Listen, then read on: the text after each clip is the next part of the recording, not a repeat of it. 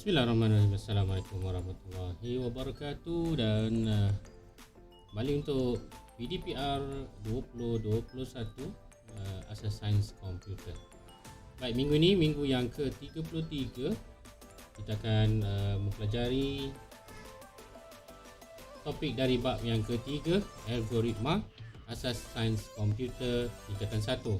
Seperti biasa, bagi anda yang menonton, boleh bertanyakan soalan dengan menaikkan soalan-soalan anda dan juga komen anda tentang pengajaran saya untuk saya menambah baik di masa akan datang.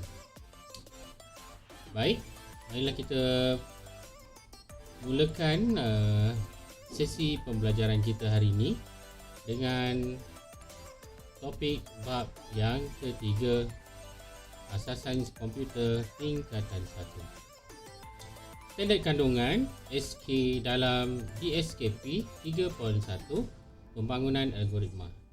Dalam hal ini anda akan mempelajari mengenai algoritma, cara menulis pseudocode dan carta alih yang melibatkan pelbagai pilihan dan ulangan. Di dalam montaj ataupun di dalam pengenalan bagi bab ini, anda melihat bagaimana memasak mengikut buku resepi. Ada resepi kari ayam, ada bahan-bahannya dan ada cara untuk menyiapkan resepi ini. Teliti 3 aktiviti yang ditunjukkan, bandingkan tata cara yang digunakan. Tahukah anda apakah tata cara itu? Apakah persamaan yang terdapat antara tata cara tersebut?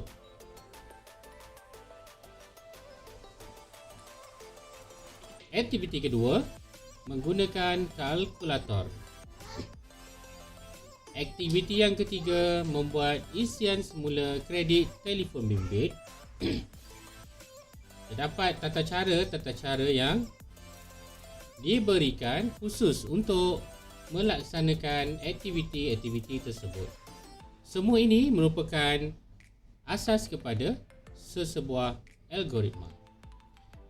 Baik, kita pergi kepada standard pembelajaran 3.1. Di dalam bab ini, pelajar akan boleh menulis dan melukis carta alih pelbagai pilihan dalam penyelesaian masalah, menulis pseudocode dan melukis carta alih yang melibatkan ulangan, mengesan ralat daripada pseudocode dan carta alih dalam penyelesaian masalah, menghasilkan pseudocode dan carta alih yang melibatkan gabungan pelbagai pilihan dan ulangan. Setiap masalah boleh diselesaikan dengan melaksanakan satu siri tindakan mengikut urutan yang tertentu. Tata cara yang menyatakan tindakan-tindakan yang perlu dilaksanakan dan urutan tindakan untuk menyelesaikan sesuatu masalah dikenali sebagai algoritma. Algoritma dalam pengaturcaraan komputer menyatakan dengan jelas urutan langkah atau tindakan yang perlu dilaksanakan oleh komputer agar dapat memperoleh output yang diingini. Perkara-perkara penting semasa menulis algoritma. Semasa pembangunan algoritma, perkara-perkara penting yang harus dipenuhi. A.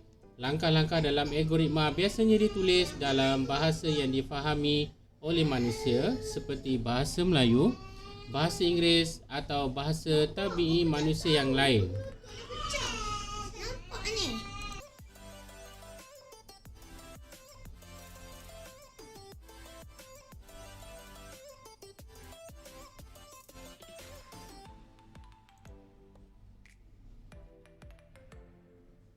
Rajah 3.1 menunjukkan algoritma menguji kefungsian sebuah lampu. Setiap langkah dinyatakan dalam bahasa Melayu yang mudah difahami. Contoh, 1. Semak sama ada plug dipalam ke dalam soket. Jika tidak, palamkan plug ke dalam soket. Semak sama ada suis soket telah dipasang. Jika tidak, pasang suis soket. Pasang suis lampu. Jika lampu menyala, padam suis lampu dan melangkau ke langkah 7. Jika tidak menyala, semak sama ada mentol terbakar. Jika mentol terbakar, tukar mentol baharu. Jika tidak terbakar, baiki lita lampu. Setiap langkah yang perlu dilaksanakan mesti dihuraikan dengan jelas. Misalnya, langkah yang menyatakan pilih satu nombor yang besar adalah kurang jelas. Pernyataan yang lebih baik, pilih satu nombor yang lebih besar daripada 1000. C. Urutan langkah hendaklah dinyatakan dengan betul. Contoh, algoritma berikut menunjukkan kepentingan menulis dengan betul urutan langkah yang akan dilaksanakan. Rajah 3.2 menunjukkan murid bersiap sedia ke sekolah menggunakan algoritma. Algoritma ini membolehkan murid berpakaian kemas untuk pergi ke sekolah. Algoritma 1. Pakai baju sekolah, ikat tali leher, sikat rambut, pakai sarung kaki, pakai kasut sekolah. Cuba kita lihat kepada algoritma yang kedua. Ikat tali leher, langkah pertama. Langkah kedua, pakai baju sekolah. Langkah ketiga, sikat rambut. Langkah keempat, pakai kasut sekolah. Langkah kelima, pakai sarung kaki. Apa yang berlaku? Murid ini berkelihatan tidak kemas jika urutannya tidak dibuat dengan betul. Algoritma mesti mempunyai kesudahan tertentu dalam sesuatu tempoh masa. Dengan kata lain, algoritma mesti menghasilkan output yang bermakna setelah satu set langkah yang telah dilaksanakan dalam suatu tempoh tertentu. Perwakilan algoritma. Apa itu perwakilan algoritma? Algoritma boleh diwakili atau dibentuk dalam pelbagai cara. Lazimnya, algoritma yang menunjukkan langkah sesuatu tugasan adalah seperti yang disenaraikan dalam rajah 3.1 hingga rajah 3.3. Namun, penggunaan catak alih dan pseudocode lebih lazim digunakan oleh pengatur cara. Mari kita berkenalan dengan catak alih. Catak alih menggunakan simbol grafik seperti garis lurus, anak panah yang berbentuk geometri untuk mewakili urutan langkah bagi algoritma yang perlu dilaksanakan oleh rajah 3.4.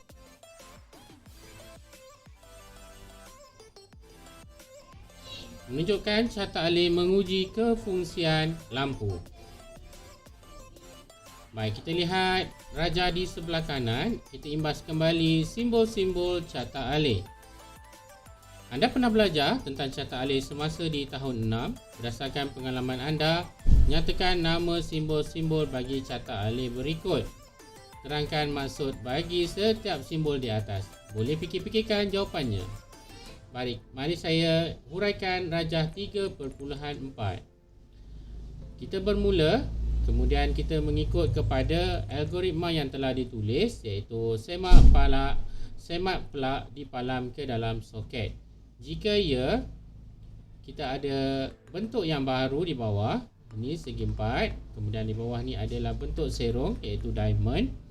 Kemudian di sebelah kanannya ada tidak. Jika ya, semak Swiss soket dipasang.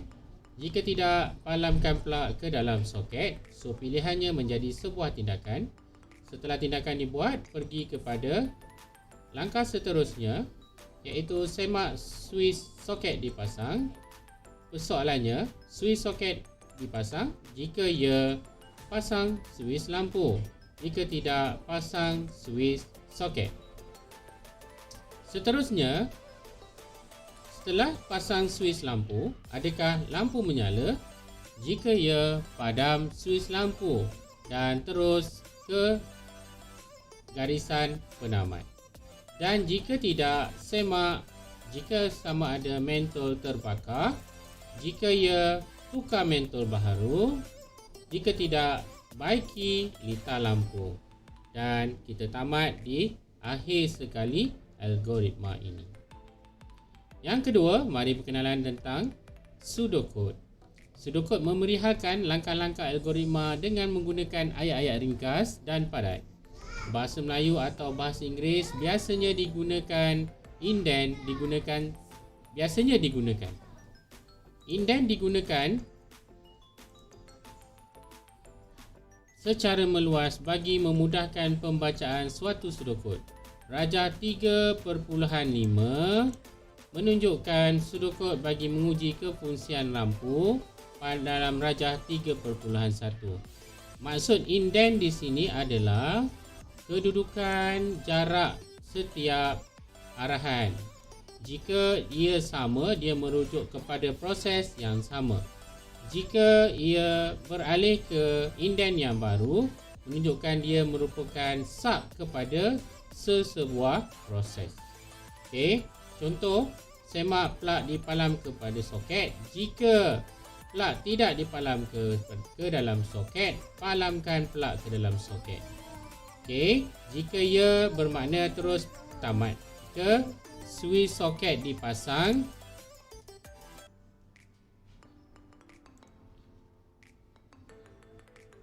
kemudian kita lihat dia telah balikkan indent daripada indent yang lebih dalam di sini. Okey, saya mungkin akan conteng sedikit supaya kita nampak. Okey, baik, di sini ada jaraknya. Okey, di sini ada jarak yang sama. Okey, kemudian di sini balik semula jarak yang sama dengan yang di atas. Okey, dan jika kita merubahkan prosesnya untuk menjadi sub kepada sebuah proses, jadi kita jarakkan indentnya, kita gerakkan. Mana setiap tindakan kita akan gerakkan, tetapi tindakan ini adalah merupakan sub kepada, okey, sub kepada proses yang di atas ini. Okey, sama juga sehingga tamat. Kalau kita perasan, indent yang sama adalah proses mula dan tamat. Jadi setiap indent ini, okey, setiap indent ini dia adalah merupakan satu set ataupun satu pasangan ataupun satu segmen. Disebut di dalam coding adalah sebuah segmen.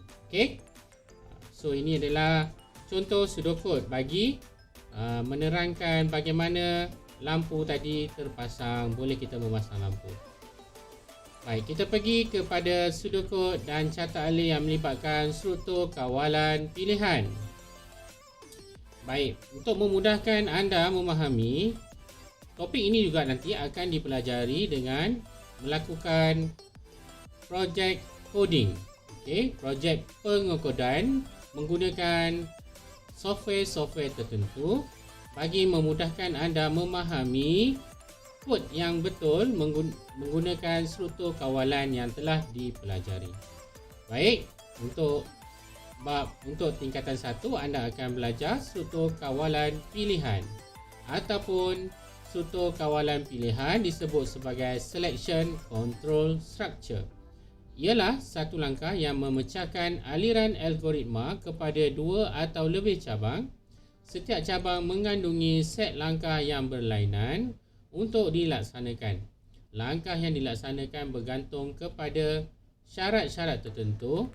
Struktur kawalan pilihan terdiri daripada 3 jenis, iaitu struktur kawalan pilihan tunggal, single selection, dwi-pilihan double selection dan pelbagai pilihan multi selection.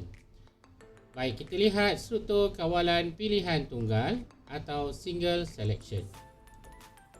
Struktur kawalan pilihan tunggal hanya mempunyai satu pilihan untuk melaksanakan satu set tindakan yang tertentu. Ini bermakna jika satu syarat yang diuji didapati benar, maka satu set tindakan akan dilaksanakan. Rajah 3.6 menunjukkan pseudocode dan rajah 3.7 menunjukkan carta alih satu struktur kawalan pilihan tunggal yang terdapat di dalam algoritma menguji kefungsian lampu. Baik, ini disebut sebagai satu set pilihan, satu set ataupun satu segmen kod. Baik, jika plug tidak dipalam ke dalam soket, palamkan plug ke dalam soket tamat jika. Jadi ini disebut sebagai satu set tindakan yang lengkap. Sebab tu di bawahnya ada if else, tamat jika. Okey. So kat sini kita boleh lihat bahawa ada satu pilihan daripada satu tindakan. Okey, pilihannya iaitu adakah plug telah dipalam ke dalam soket? Jika ya, pergi ke langkah seterusnya. Jika tidak, kena buat satu tindakan. Satu tindakan inilah kita panggil dia sebagai pilihan tunggal. Okey, kat sini pilihan tunggal. Okey, pilihan tunggal. Okey. Yang mana ada bentuk diamond. Apabila tidak, ini adalah arahan untuk proses. Okey, untuk buat satu tindakan dan sebelum pergi kepada step seterusnya. Struktur kawalan ini mempunyai satu pilihan tindakan untuk dilaksanakan sahaja. Bermakna jika tidak, itu ada satu option sahaja untuk dipilih, iaitu pasangkan palam ke dalam plug. Okey, tindakan ini dilaksanakan jika syarat plug tidak dipalam ke dalam soket didapati benar. Kedua, struktur kawalan dui pilihan double selection. Dui pilihan bermaksud memilih di antara dua tindakan atau dua set tindakan untuk dilaksanakan. Tindakan atau set tindakan yang dilaksanakan bergantung kepada sama ada satu syarat dipenuhi atau tidak. Okey, nanti anda juga akan berjumpa dengan pilihan bersarang semasa di tingkatan 2 dan tingkatan 3. Baik, Rajah 3.8 menunjukkan sudokod dan Rajah 3.9 menunjukkan catat alih untuk satu struktur kawalan dui pilihan. Jika syarat yang diuji adalah benar, maka set tindakan A akan dilaksanakan. Jika palsu, maka set tindakan B yang akan dilaksanakan. Okey. Kita lihat contoh catat alihnya. Jika ya, buat satu tindakan. Jika tidak pun, kena buat satu tindakan.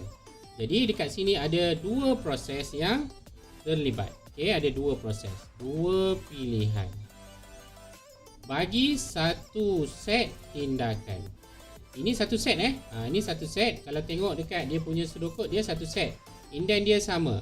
Jika tidak, tamat jika. Ada dua pilihan, dua proses yang kena buat. Ya pun kena buat proses, kalau tidak pun kena buat juga proses. Baik, kita lihat contoh yang diberi. Okey, contoh yang diberi adalah algoritma menentukan dan mencetak grade murid dalam peperiksaan. Mula, masukkan markah jika markah lebih besar sama dengan cetak lulus. Jika tidak, cetak gagal. Selain daripada itu, dia akan terus pergi kepada tamat. Okey, so adakah ya lulus? Bawah 40 cetak gagal. Dua-duanya memerlukan tindakan. Baik, simbol lebih besar sama dengan bermaksud penyataan syarat markah lebih daripada 40. Maka jika markah lebih besar atau sama dengan 40, algoritma kita akan mencetak markahnya adalah lulus. Okay. Di bawah ini adalah pengendali hubungan relational operator. Relational operator biasanya digunakan di dalam pseudocode dan juga di dalam catat alih bagi menggantikan perkataan. Okey, sama dengan lebih besar, sama dengan lebih besar, lebih kecil atau sama dengan lebih kecil. Baik, sekian dahulu untuk aktiviti kita bagi single dan double selection. Aktiviti untuk yang berikutnya kita akan sambung dengan multi selection. Okey, ada banyak aktiviti yang disediakan di dalam buku teks ini, tapi kita akan memilih beberapa satu aktiviti sahaja untuk dilaksanakan sebagai tugasan pada minggu ini. Baik, kita beralih kepada struktur kawalan pelbagai pilihan. Struktur kawalan pelbagai pilihan mengandungi lebih daripada dua set tindakan yang berlainan sebagai pilihan untuk melaksanakan set tindakan yang dilaksanakan. Bergantung kepada pilihan syarat yang didapati benar, Rajah 3.12 dan 3.13 menunjukkan pseudocode dan catat alih bagi struktur kawalan pelbagai pilihan. Kita telah lihat tadi single selection, Double selection, ya dan tidak ada dua tindakan. Single selection, ya dan tidak hanya ada satu tindakan. Sekarang kita melihat ya dan tidak ada 3 set tindakan. Okay, kita lihat dahulu dari sudut pseudokodenya. Jika memenuhi syarat 1, set tindakan A. Jika memenuhi syarat 2, set tindakan B. Jika memenuhi syarat 3, set tindakan C. Jika tidak, laksanakan set tindakan D. Baik, di sini ada 1, 2, 3, 4 pilihan tindakan yang boleh dilaksanakan bagi memenuhi setiap syarat. Jika syarat yang ketiga-tiganya tidak dipenuhi, akan berlaku dengan syarat tindakan yang akan berlaku adalah pada tindakan D. Bagi setiap syarat ini hanya melibatkan tindakan-tindakan yang tertentu sahaja. Jika ya, tindakan A dan terus tamat. Jika B, tindakan B, kemudian jika syarat yang kedua. Bagi syarat pertama dia kena tindakan A, syarat kedua tindakan B. Contoh dia tidak memenuhi, tengok pula dia ada syarat kedua tak. Kalau dia tiga-tiga syarat tidak memenuhi, dia akan kena tindakan D. Baik, kita lihat dalam bentuk yang ada skor dan contoh. Okey. Baik, di bawah ini adalah struktur kawalan pelbagai pilihan multi selection dalam algoritma menentukan grade jika murid memasukkan skornya. Jadi macam ni, kita masukkan skor, algoritma itu akan proses dan mengeluarkan grade yang kita perolehi. Kita tak tahu grade apa, tapi kita boleh tahu markah. Jadi masukkan markah, nanti sistem itu akan keluarkan grade yang betul mengikut indikator-indikator yang telah ditetapkan. So ini adalah jadual grade-nya yang kita boleh uji dengan memasukkan skor. Nanti anda akan buat dalam Scratch. Kalau tingkatan 2 anda akan buat dalam Python. Perkara yang sama juga, iaitu menguji multi selection structure, iaitu struktur kawalan pelbagai pilihan. Baik, kita lihat masukkan skor anda. Ini adalah logo serong, ini adalah input. Okey, input. Skor kita susun daripada yang tertinggi hingga yang terendah kerana kita menggunakan simbol lebih besar sama dengan. Okey, kita menggunakan lebih besar sama dengan. Jadi kita mula daripada tinggi kepada yang lebih rendah. Dan yang terakhir adalah grade yang ini adalah set tindakan yang tidak memenuhi kesemua syarat. Jadi kita ada berapa syarat? 1 syarat, 2 syarat, 3 syarat, 4 syarat, 5 syarat. So ada 1, 2, 3, 4, 5 syarat. Dan tindakan kita ada 6 tindakan. Okey, tindakan ada 6. 1, 2, 3, 4, 5 dan yang terakhir sekali 6 tindakan. Okey, tindakan ini berlaku berdasarkan skor yang dimasukkan. Contoh, skor dimasukkan 80 akan keluar terus menggunakan set tindakan yang atas ini sahaja. Okey, set tindakan ini sahaja. Okey, contoh masuk markah 80, set tindakan ini sahaja yang terlibat. So syarat-syarat lain tidak, dia tak lalu lagi bawah ni sebab dia lalu sini dan terus tamat. Dan anda boleh lihat dia berhubung dengan tindakan-tindakan yang lain, tetapi dia tidak pergi ke sini kerana tidak ada anak panah. Dia hanya berhubung kerana ingin pergi ke garisan terakhir, iaitu tindakan paparkan grade. Dia nak pergi ke sini. Okey, kemudian kita tamat. Okey, bagi contoh-contoh yang lain sama juga. Jika dia tidak memenuhi daripada syarat 1 hingga syarat 5, grade-nya akan keluar adalah F. Okey. Baik, ini adalah pseudokodenya. Bagi struktur kawalan pelbagai pilihan.